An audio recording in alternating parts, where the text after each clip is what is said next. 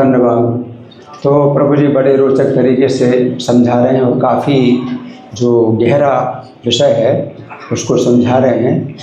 तो यहाँ पर जो बताया जा रहा है कालम सृजति, कि भगवान जो है काल की रचना करते हैं, काल को उत्पन्न करते हैं भगवान।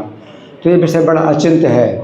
काल तत्व को समझना भी बड़ा मुश्किल है, काल तत्व भी अचिंत्य है और फिर भगवान तो काल की रचना करते हैं, तो अचिंत्य से भी अचिंत्य हैं भगवान। लेकिन ये कहा जाता है कि भगवान काल की रचना करते हैं, काल को उत्पन्न करते हैं। चरंतम का मतलब चल रहा है, काल चल रहा है, लेकिन भगवान जो है काल को जो है चलना भी बंद कर देते हैं। तो ये भी कहा जाता है कि उनके धाम में काल चलता ही नहीं है, समय बीतता ही नहीं है, ये भी कहा जाता है। फिर दूसरी बात है काल चलता है तो कैसे चलता है, पूर्व काल से वर्तमान काल की तरफ और वर्तमान काल से भविष्य काल की तरफ चलता है। तो उसकी दिशा एक ही दिशा है, ये भौतिक जगत में एक ही दिशा है, आध्यात्मिक जगत में दोनों दिशाओं में काल चलता है।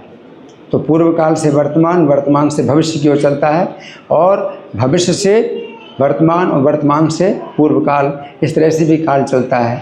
तो ये भी कहा जाता है। तो भगवान को कभी काल के काल भी कहा जाता है कि काल सबको मारता है और भगवान काल के भी काल हैं।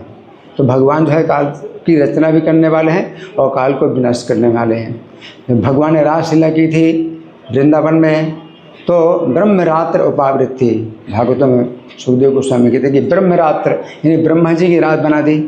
तो ब्रह्मा जी की एक रात 31 नील 10 खरब 40 अरब वर्ष की होती है ब्रह्मा जी की रात। नहीं, क्षमा करें, ब्रह्मा जी की रात तो कितनी होती है, 4 अरब 32 करोड़ साल की होती है ब्रह्मा जी की रात, यानी 1000 चतुर्युगी के बराबर होती है। तो भगवान ने इतनी बड़ी रात बना दी। तो ये अचिंत्य है, ठीक है, सबको तो रात उतनी ही लग रही है, लेकिन भगवान ने ऐसा कर दिया। लेकिन ब्रह्म विवृत पुराण में यही बताया गया है कि शिव जी आसुरी मुनि से कहते हैं कि कोई चिंता की बात नहीं, हम भी जाएंगे भगवान की रासलीला देखने। उन्होंने रासलीला को 6 महीने की बना दी। तो 6 महीने की भी बना दी भगवान ने रासलीला। तो कोई चिंता नहीं, कोई जल्दी नहीं है आपको, आराम से हम चलते हैं वहाँ पर भगवान का जो है वो रास जो लीला है उसका दर्शन करेंगे। तो ये सब चीज़ें ऐसी हैं कि जो बड़ी जो है अचिंत्य हैं, कि मतलब हमारी बुद्धि से परे है ये बातें।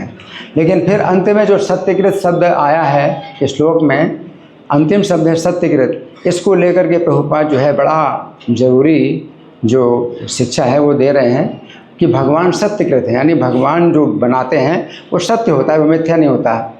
तो शंकराचार्य ने जो है ये कहा ब्रह्म सत्यम जगत मिथ्या, कि ब्रह्म सत्य है और जगत मिथ्या है। शंकराचार्य कहते हैं श्लोकार्धेन प्रवक्ष्यामि यदुक्तम ग्रंथ कोटि भी, वो कहते हैं आधे श्लोक में बताऊंगा वो बात जो करोड़ों ग्रंथों में लिखी है। वो क्या है, ब्रह्म सत्यम जगत मिथ्या जीव ब्रह्म है ना परा, कि ब्रह्म सत्य और जगत मिथ्या है और जीव ही ब्रह्म है, ब्रह्म से अलग नहीं। तो ये जो है गलत सिद्धांत है शंकराचार्य ने जो दिया, ब्रह्म सत्यम जगत मिथ्या, और जीव क्या है, ब्रह्म ही, यानी ब्रह्म का मतलब भगवान या परम सत्य जीव को ही मान लिया। तो ब्रह्म सत्यम जगत मिथ्या, इसमें प्रभुपाद बताते हैं कि जगत मिथ्या नहीं, जगत अनित्य है। अनित्यम सुखम लोकम इमं प्राप्य भजस्मा। तो जगत अनित्य है, आप अनित्य कह सकते हैं, टेम्परेरी कह सकते हैं, फिर मिथ्या नहीं कह सकते, फॉल्स नहीं कह सकते कि जो दिखाई दे रहा है वो मिथ्या है। तो ये जो है आप नहीं कह सकते। अगर आप ऐसा कहें कि जो दिखाई दे रहा है वो मिथ्या है, तो मैं भी मिथ्या हूँ, तो मैं जो बोल रहा हूँ वो भी मिथ्या है, सब पे मिथ्या हो गया। तो फिर जो कहने वाला वो भी तो मिथ्या हो गया और कहने वाले की बात मिथ्या हो गई, है ना। तो इसलिए बहुत गलत सिद्धांत है। तो शंकराचार्य ने जो दिया, तो इसके प्रभुपाद जो है इसका खंडन कर रहे हैं। और प्रभुपाद कहते हैं कि भगवान सत्य है तो उनकी जो बनाई हुई सृष्टि है वो कैसे असत्य और मिथ्या कैसे हो सकती है। अनित्य है वो ठीक है, अनित्य है, टेम्परेरी है, वो कह सकते हैं, लेकिन इसका कुछ उद्देश्य है कि जीव जो है मतलब कृष्ण भावनामृत का जो है विकास करके भगवान के धाम आ सकते हैं। भगवान की सृष्टि इस प्रकार से जो है ये इसका एक उद्देश्य है, लेकिन ये मिथ्या नहीं है ना। किस बात को जो है हमें समझना है। हरे कृष्ण।